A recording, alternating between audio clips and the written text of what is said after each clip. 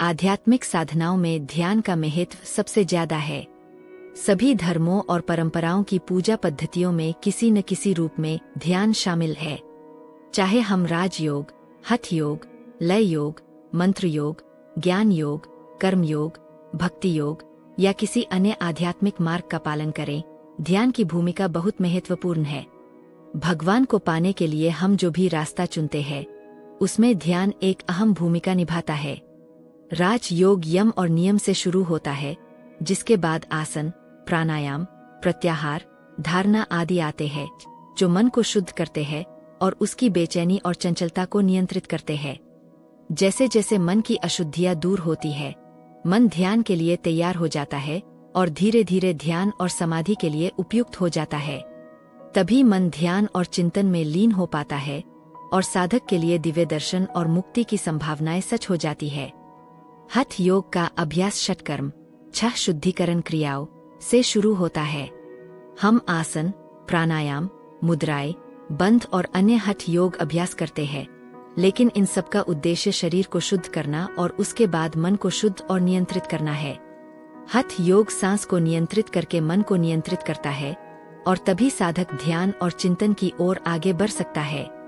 लय योग में मन का नाद ब्रह्मा आदि ध्वनि में विलय तभी संभव है जब मन की बेचैनी और चंचलता और चेतना के उतार चढ़ाव शांत और समाप्त हो गए हों, अन्यथा मन का विलय कैसे संभव हो सकता है। मंत्र योग का अभ्यास करते समय भी मन को देवता या मंत्र के चुने हुए आदर्श पर केंद्रित करना होता है। यदि मन देवता या मंत्र के आदर्श पर केंद्रित नहीं है, तो मंत्र योग का अभ्यास सफल नहीं होगा। मंत्र योग नहीं रहेगा और केवल कुछ शब्दों का उच्चारण बनकर रह जाएगा। ज्ञान योग का अभ्यास तभी सफल हो सकता है जब हम लगातार ईश्वर की सर्वव्यापकता और सर्वज्ञता के प्रति जागरूक रहें।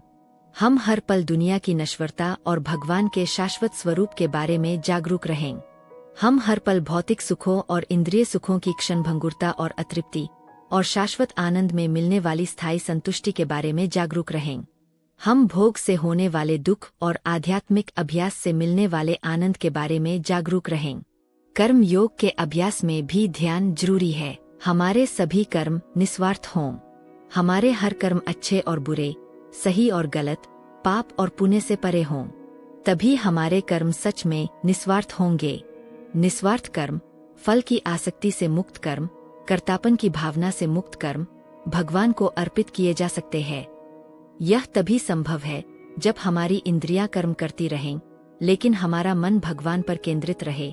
नहीं तो केवल इंद्रियों द्वारा किए गए कर्म निस्वार्थ नहीं होंगे। मन के भगवान पर केंद्रित हुए बिना केवल इंद्रियों द्वारा किए गए कर्म निस्वार्थ नहीं होंगे, और ऐसे कर्म हमारी चेतना में फिर से नए संस्कार और प्रभाव पैदा करेंगे। ये संस्कार फिर से हमारी चेतना को बेचैन करेंगे और फिर हमारी चेतना में विभिन्न कर्मों के नए संस्कार उत्पन्न होंगे। तो फिर हमारी चेतना सर्वोच्च सत्ता से कैसे जुड़ पाएगी? हमारा मन सर्वोच्च सत्ता के चिंतन में कैसे डूब पाएगा? तो फिर हमारे कर्म योग का अभ्यास कैसे सफल होगा? भक्ति योग के अभ्यास में भी यदि भक्त का मन बेचैन है और भगवान पर केंद्रित नहीं है, बल्कि सांसारिक वस्तुओं में डूबा हुआ है, तो यह किस तरह की भक्ति है? यह किस तरह का भक्ति योग है? ऐसी स्थिति में भक्त सच्ची भक्ति से मीलों दूर है। भक्ति भगवान के लिए सर्वोच्च प्रेम है, भगवान के प्रति सर्वोच्च आसक्ति है, और यदि मन सांसारिक वस्तुओं के चिंतन में डूबा हुआ है, तो वह भगवान के प्रेम में कैसे डूब सकता है?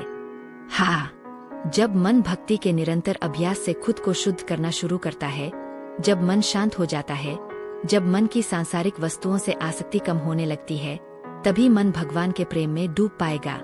यहाँ तक कि यज्ञ जैसे धार्मिक कर्म करते समय भी अगर मन भगवान पर केंद्रित और उनमें लीन नहीं है, तो वह यज्ञ सच में यज्ञ नहीं है, वरना वह सिर्फ एक रस्म बनकर रह जाता है। ध्यान न सिर्फ सनातन धर्म की आध्यात्मिक प्रथाओं में, बल्कि दूसरी आध्यात्मिक और पूजा पाठ की प्रथाओं में भी अहम भूमिका निभाता है। उदाहरण के लिए, अगर भगवान की तारीफ करते समय मन भगवान के बजाय दुनियावी विचारों में उलझा हुआ है, तो वह किस तरह की तारीफ है? पूजा के ऐसे काम हमें भगवान से कैसे जोड़ सकते हैं? तब वह पूजा सिर्फ हिलने डुलने और इशारे करने की एक शारीरिक गतिविधि बनकर रह जाएगी। तब यह सिर्फ खुद को धोखा देना और दिखावा करना होगा। इससे जुड़ी एक बहुत ही दिलचस्प घटना है। एक बार गुरु नानक देव सुल्तानपुर पहुंचे। लोगों की उनके प्रति भक्ति देखकर वहां का काजी, धार्मिक जज, उनसे जलने लगा। उसने सूबेदार दौलत खान के कान गुरु नानक देव के खिलाफ भरे और कहा, यह एक पाखंडी है जो लोगों को गुमराह कर रहा है। सूबेदार ने गुरु नानक देव को बुलवाया, लेकिन उन्होंने कोई ध्यान नहीं दिया। जब सिपाही दोबारा आया तो वे गए और सूबेदार ने गुस्से से उनसे पूछा, जब मैंने तुम्हें पहली बार बुलाया तो तुम क्यों नहीं आए? गुरु नानक देव ने शांति से जवाब दिया, मैं भगवान का सेवक हूँ, तुम्हारा नहीं। सूबेदार ने कहा, ठीक है, क्या तुम्हें नहीं पता कि जब तुम किसी से मिलते हो तो तुम्हें पहले उन्हें नमस्कार करना चाहिए? गुरु नानक देव ने कहा, मैं भगवान के अलावा किसी को नमस्कार नहीं करता। तब गुस्से में आकर सूबेदार ने कहा, तो हे भगवान के सेवक, आओ और मेरे साथ नमाज पढ़ो। गुरु नानक देव उसके साथ मस्जिद गए। सूबेदार और काजी नमाज पढ़ने बैठ गए, लेकिन गुरु नानक देव खड़े रहे।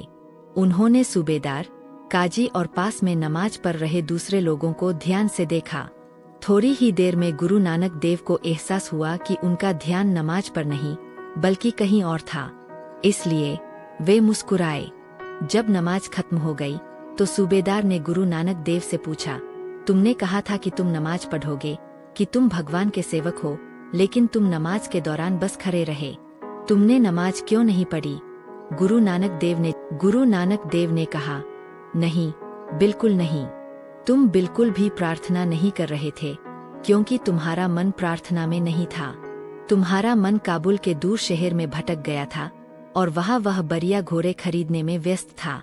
यहाँ सिर्फ तुम्हारा शरीर प्रार्थना का काम कर रहा था। यह सच सुनकर नवाब चुप हो गया और उसे शर्म आई। लेकिन काजी ने कहा, नानक देव, तुम्हें मेरे साथ प्रार्थना करनी चाहिए थी। गुरु नानक देव मुस्कुराए और कहा, काजी साहब, तुम भी कहाँ प्रार्थना कर रहे थे? प्रार्थना करते समय तुम खुशी खुशी सोच रहे थे कि मुझे मस्जिद में लाकर तुमने बहुत बड़ा काम किया है। उसी समय तुम्हें यह भी चिंता थी कि तुम्हारी घोड़ी का नवजात बछड़ा पास के कुएं में न गिर जाए। यह सच सुनकर काजी हैरान, परेशान और शर्मिंदा हो गया। काजी और सूबेदार दोनों शर्मिंदा हुए और गुरु नानक देव के पैरों में गिरकर माफी मांगने लगे। गुरु नानक देव ने उन्हें माफ कर दिया और बाहरी रीति रिवाजों के साथ साथ प्रार्थना में एकाग्रता और ध्यान के गहरे महत्व को समझाया। सिर्फ रीति रिवाज करने से कुछ हासिल नहीं होता। यह जरूरी है कि रीति रिवाज करते समय मन भगवान पर केंद्रित हो, तभी यह भक्त के लिए सफल होता है, वरना नहीं। मंदिर में देवता को अभिषेक करते समय, पूजा करते समय या आरती करते समय भी अगर हमारा मन भगवान पर केंद्रित नहीं है तो हमारे काम सिर्फ काम और रीति रिवाज ही रहेंगे। इसी तरह मंदिर में भगवान से प्रार्थना करते समय हमारा ध्यान उन्हीं पर केंद्रित होना चाहिए। प्रार्थना करते समय हमारा मन, विचार और एकाग्रता भगवान पर होनी चाहिए, वरना प्रार्थना के नाम पर सिर्फ जुबान से कुछ शब्द कहने का क्या फायदा। प्रार्थना तभी जीवित होगी जब हमारा मन सर्वोच्च सत्ता पर केंद्रित और उसमें डूबा हुआ हो। सार यह है कि ध्यान सभी आध्यात्मिक अभ्यासों का मूल और निष्कर्ष है। ध्यान पूजा के विभिन्न तरीकों का सार और निष्कर्ष है। ध्यान मुक्ति, मोक्ष और भगवान के साथ मिलन का द्वार है। यह शाश्वत सुख, शांति, सुंदरता और सौभाग्य का राजमार्ग है। सच में ध्यान सभी आध्यात्मिक अभ्यासों का सार है। इसी तरह ज्ञान वर्धक बातें जानने के लिए चैनल को सब्सक्राइब करें। धन्यवाद।